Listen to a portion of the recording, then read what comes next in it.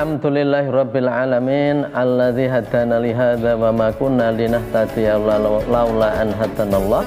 Assalatu wassalamu ala asyrafil anbiya'i wal mursalin habibina wa maulana sayyidina Muhammadin wa ala alihi wa ashabi ajmain, amma ba'du. Ya, kita lanjutkan ya. Masih dalam tema persahabatan atau perkawanan atau pertemanan. Tapi kalau ini kita akan bersama-sama merenungkan ya, memikirkan kawan buruk, pertemanan yang buruk, pertemanan yang enggak baik, sahabat, teman, pergaulan yang tidak baik. Jadi kalian semuanya tentu sering mendengar berita. Di berita itu terkadang mengagetkan. Ada orang yang tadinya itu kita mengiranya ya baik-baik selalu, tetapi tiba-tiba ditangkap karena korupsi. Itu tokoh-tokoh yang tadinya dihormati, dikagumi, ternyata korupsi, ditangkap. Kemudian ada juga orang-orang yang kayaknya itu dulu baik, pendiam, kok bisa terlibat kriminal. Ada suami bunuh istrinya, ada anak bunuh orang tuanya, ada perampok membunuh yang dirampok, padahal hanya ngerebut motor, ngerebut handphone, ngerebut. Ini kok bisa orang itu melakukan kejahatan? Bisa penganiayaan, bisa pembunuhan. Temannya terkadang itu melakukan begitu. Atau ada juga orang-orang yang mengagetkan karena dia itu nampaknya ibaratnya itu orang menganggapnya orang baik-baik, ternyata tertangkap itu sebagai misalnya saja terlibat dalam prostitusi atau hal-hal yang melanggar kesusilaan. Kan banyak itu. Itu mengagetkan. Dan ternyata banyak juga orang-orang yang begitu itu setelah dirunut dan dilihat perjalanannya, dulu anak baik. Dulu anak baik, di kampung dulu rajin ngaji, di kampung dulu rajin belajar, rajin beribadah, tapi setelah ke kota banyak godaan, pergaulannya berbeda. Wah, itu kok jadi seperti itu nasibnya. Itulah perubahan orang karena pergaulan, pertemanan, persahabatan. Itu tentu saja itu teman-teman buruk, sahabat-sahabat yang buruk. Ibarat penyakit, sahabat yang buruk itu akan menginfeksi. Jadi kalau kalian punya teman yang nggak baik, itu nanti bisa menginfeksi kalian. Kalau sudah terinfeksi, kalian akan ikut berpenyakit. Itu, maka hati-hati milih teman itu, penting itu.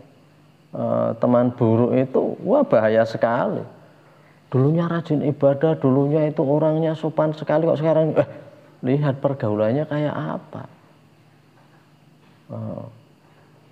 Jadi mungkin karena pergaulannya itu sedemikian rupa sehingga menjadikan dia itu sedikit demi sedikit tererosi ya.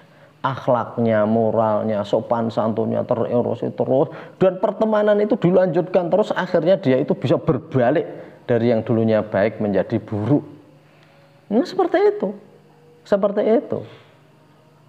Jadi berteman sama orang-orang yang nggak baik itu berpotensi akan menginfeksi kalian, dan kalian akan menjadi ikut-ikutan.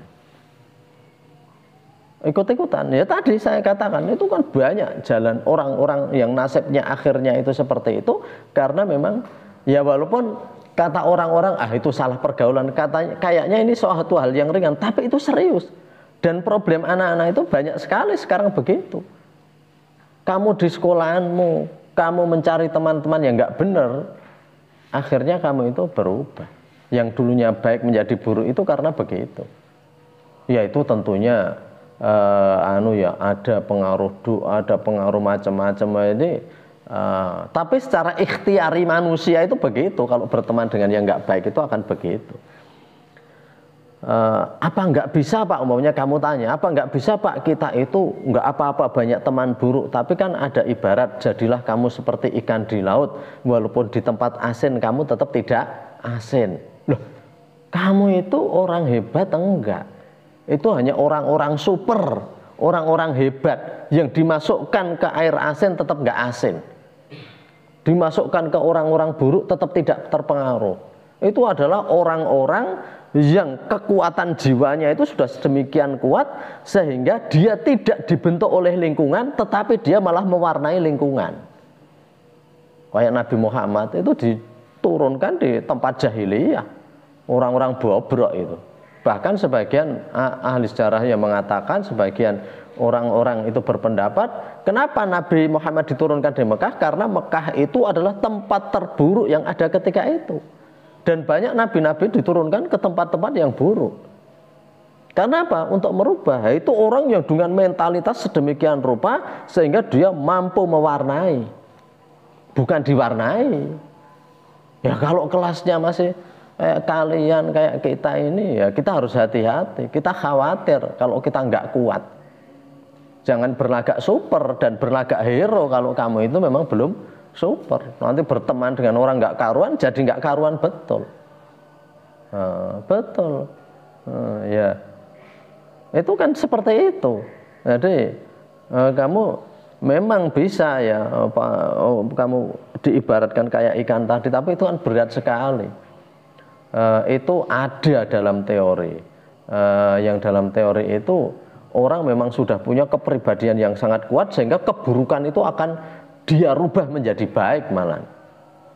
Keburukan itu akan dirubah menjadi baik. Tapi rata-rata orang dengan kekuatan mental biasa itu akan dipengaruhi malah. Jadi dalam bahasa Jawa itu kan ada pepatah, cerak kebo gupak. Apa maksudnya cerak kebo gupak? Kamu dekat-dekat sama kerbau, ya kamu dapat kotornya. Tubuh kerbau kan sering berkubang di dalam comberan kandang dia ya. Kalau zaman-zaman dulu di kandang-kandang yang bebas itu, kerbau itu akan berkubang di tempat-tempat kotor itu. Dan kalau kamu dekat-dekat dengan kerbau, gupak. Itu pepatah Jawa, peribahasa Jawa atau sanepo dalam bahasa Jawa, cerak kebo gupak. Makanya orang yang dekat dengan orang-orang jahat itu dia akan terciprati kejahatan. Contohnya gini, kalau ada perampokan, umpamanya orang itu tertuduhnya siapa, maka nanti akan dicari siapa ya teman akrab dia ya. Walaupun teman akrabnya itu belum tentu terlibat, tapi itu akan diseret-seret, akan ikut dipanggil-panggil, diselidiki. Karena apa? Berteman sama orang nggak baik. Cerak kebo gupak. Cerak kebo gupak. Jadi orang-orang yang terkadang dibawa-bawa dalam kasus-kasus keburukan itu ya karena dekat-dekat. Ya kalau kamu nggak pernah bergaul dengan orang-orang yang buruk, insya Allah nggak akan diserempet-serempetkan sama kejahatan-kejahatan itu. Tapi kalau kamu bergaul, misalnya kamu punya teman yang temannya itu misalnya saja ini suka nipu orang, atau mungkin jadi penadah, atau misalnya seperti narkoba, kamu bawakan saja kena. Nah itu seperti itu. Maka cerak kebo gupak, kamu jangan dekat-dekat dengan orang yang nggak baik itu. Nanti kamu akan terinfeksi itu kamu. Jadi itu. Di dalam hadis Nabi ini hampir mirip dengan ketika kita membicarakan kawan baik, teman baik. Teman yang buruk itu juga ada perumpamaan di dalam hadis yang sama ya. Dalam hadis dari Ibnu Hibban gitu ya. Itu dikatakan kalau teman buruk itu apa? Wa mathalu jalisis su ya. Jadi perumpamaan kawan buruk itu kana fi khilqir. Nafikhul kir itu nafakho itu kan meniup. Meniup itu. Jadi kana fi khilqir itu seperti tukang pandai besi ya. Kamu tahu ya tukang pandai besi. Yang tukang bikin arit, bikin cangkul, itu tukang pandai besi. Kenapa? Tapi bukan berarti orang tukang pandai besi ini buruk kerjaannya, dia tetap baik. Tetap baik.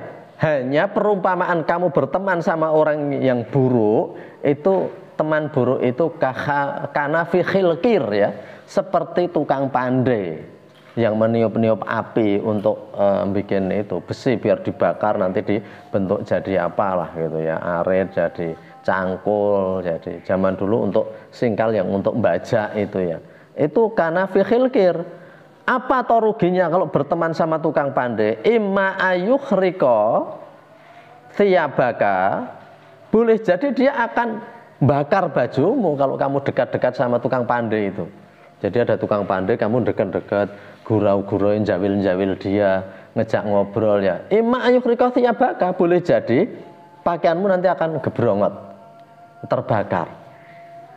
Kalau tidak pun kepletian ya, kepletian baju gini ini langsung lobang. Kepletian burokok itu aja terkadang bisa lobang. Jadi wes paling lumayan, yang paling untung kamu itu kamu itu bisa beresiko untuk terbakar seperti kepletian itu, kelambine do bolong gitu ya, lobang. Nah yang lebih parah, wa imma antajida minhu rihan khabithatan. Kalau toh kamu itu bajunya nggak terbakar, paling tidak kamu mesti baunya itu akan ikut bau sangit, bau nggak enak. Coba waktu kamu kecil, kamu kalau kedinginan sering dekat-dekat ibumu yang masak, ya toh, tapi nanti baunya sangit. Nah, itu, kamu kok berteman sama tukang pandai, paling untung baumu jadi nggak enak. Paling untung itu sudah paling untung. Kalau nggak beruntung, terbakar bajumu atau bajumu berlubang kena percikan itu. Itu ibaratnya kamu milih teman itu teman buruk. Kamu bisa terbakarnya terpengaruh, kamu jadi buruk. Tapi kalau nggak buruk, kamu baunya itu jadi buruk. Makanya ini ditunjang salah satu hadis Nabi yang lain dalam Sunan Imam Tirmidzi. Itu dikatakan begini, ar-rajulu ala dini khalilihi. Seseorang itu dinilai atau tergantung pada akhlak. Din itu artinya ya perilaku keagamaan, maksudnya akhlak. Pada akhlak teman akrabnya. Jadi ini penting sekali ya. Seseorang itu akan dinilai berdasarkan akhlak temannya. Fal yangdur ahadukum man yukhalilu. Maka hendaknya salah satu dari kalian itu melihat siapa yang menemani kamu, siapa teman kamu. Jadi gini, kalau ingin lihat akhlak seseorang, siapa temannya. Ya, di panti ini pun begitu. Yang do melanggar, itu pun temannya yang suka melanggar. Nggak putra, nggak putri. Karena memang begitu, seseorang itu tergantung akhlak temannya. Karena nggak mungkin antara minyak dan air itu bisa bersatu. Artinya satu anak baik berteman dengan anak buruk, mesti salah satunya nggak kerasan itu. Yang buruk, wah nggak maulah dia itu tertib sekali. Oh, tertib sekali. Yang buruk ini nggak kerasan. Dan yang baik, kalau dia tetap ingin baik, nggak kerasan. Kenapa suami istri cerai? Ya itu karena berbeda begitu. Yang satu nggak tahan buruk, yang satu nggak tahan ini baik. Bisa juga begitu, ya. Walaupun tidak semuanya begitu. Tetapi kalau pertemanan itu nggak akan bisa campur. Makanya anak yang nggak baik, ya, anak yang nggak baik. Kalaupun nanti ada orang itu merantau di sini, umpamanya ada orang di kampung, di suatu kampung yang nggak baik, merantau ke kota lain, di sana nanti dapat teman yang kayak apa? Yang kayak di kampungnya juga, teman-teman yang nggak baik juga. Karena apa? Itu semodel. Nah, itu orang itu akan cari model yang sama itu. Akan cari model yang sama. Makanya hindari ya. Kalaupun kita itu merasa, wah aku jane kurang baik, carilah teman yang baik biar bisa mengatrol kamu. Bisa mengatrol kamu. Jadi misalnya saya itu umpamanya atau kalian punya teman di sekolah anak yang rajin, kamu itu akan terkatrol. Akan terkatrol. Karena kamu temannya ini ya. Nah, Coba kalau kamu dibilang ada anak yang melanggar lalu kamu temannya itu ya. Jadi nggak enak. Tapi yang juara siapa? Ini, oh itu yang sering jalan sama kamu, belajar sama kamu terus ya. Loh, kita saja, kamu berarti pintar, hanya belum juara. Kan gitu. Jadi kalau temanmu itu yang melanggar, yang suka melanggar, yang suka bolos itu temanmu ya. Kita sendiri malu. Maka teman yang buruk itu gitu ya, teman yang buruk itu akan bisa membakar kita, memberi bau yang tidak baik. Jadi kamu bersama orang baik itu nanti kamu dinilai sebagai orang baik juga. Jadi begitu. Jadi akan terkatrol ya. Di samping memang kita kemudian akhlaknya insya Allah akan mengikuti. Jadi seseorang itu dinilai berdasarkan teman akrabnya. Almar'u ala dini khalili. Nggak usah repot-repot. Kamu menilai seseorang itu dinilai dia anak bagus enggak? Temannya siapa? Kalau temannya orang-orang nggak bagus, dia mesti nggak bagus. Karena kalau dia itu bagus, mesti sudah nggak tahan. Nggak tahan itu. Nggak mungkin air bercampur dengan minyak. Mesti nggak tahan. Kalau dia tahan terus, dia sebenarnya nggak baik, hanya kelihatan baik. Itu begitu. Jadi mudah saja. Ini pun kalau dinilai para pembina di sini juga tahu. Itu akrabnya sama ini Pak. Akrabnya sama ini Pak. Ya akrabnya itu sudah setelannya itu. Makanya dengan dengar ini, kamu hindari. Pergaulan yang nggak baik putus. Kamu pindah bergaul sama yang rajin. Biar ketularan rajin ya. Karena kalau yang nggak baik ya nanti malah semakin terinfeksi kamu. Nah kemudian yang terakhir ini di dalam surat At-Taubah ayat 67 itu dikatakan a'udzubillahi minasyaitonirrajim al-munafiquna wal munafiqatu ba'duhum mim ba'din ya'muruna bil munkari wa yanhauna 'anil ma'ruf. Ini orang-orang jelek, orang munafik ya. Orang-orang munafik, orang-orang jelek itu sebagian dengan sebagian yang lain mereka bukannya ngajak kebaikan tapi ya'muruna bil munkar, mereka itu saling memerintahkan yang enggak baik, wa yanhauna 'anil ma'ruf, dan mereka saling mencegah yang baik. Mau kemana kamu belajar? Enggak usah lah, kayak gitu aja belajar. Gitu. Itu orang-orang munafik itu gitu. Makanya jangan begitu ya, nanti tidak masuk ciri orang munafik. Ayo kita melanggar, jangan takut-takut. Nah, itu orang munafik. Ya'muruna bil munkar, memerintah yang mungkar. Banyak tuh di masyarakat dalam pergaulan. Kampungan masih kayak gitu. Nggak ngetren, nggak aneh. Wah, sudah itu. Bahasa-bahasanya gitu. Itu tipenya adalah salah satu ciri-ciri orang munafik itu ya gitu. Mereka memerintah yang enggak baik dan melarang yang mungkar. Jadi kamu malah diajak yang enggak baik. Mereka bangga kalau berbuat yang enggak baik, malah diceritakan. Kamu tahu ini sebagai penutup ya, kenapa orang-orang yang pada mabuk-mabukan itu ada yang mati terbakar ususnya, terbakar tenggorokannya dan sebagainya, karena mereka begitu. Kok cuma satu botol? Enggak hebat lah ya. Kok cuman bir, campurlah spiritus, campur spiritus. Enggak hebat itu, enggak hebat itu. Campurlah baygon, campur baygon. Wah itu belum hebat juga, campur autan. Do mati, matine 5, 10, gimana enggak terbakar? Itu karena apa? Ya'muruna bil munkar. Mereka itu selalu memuji-muji yang berbuat mungkar gitu ya.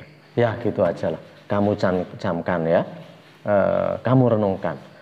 Ada khilaf mohon maaf. Assalamualaikum warahmatullahi wabarakatuh.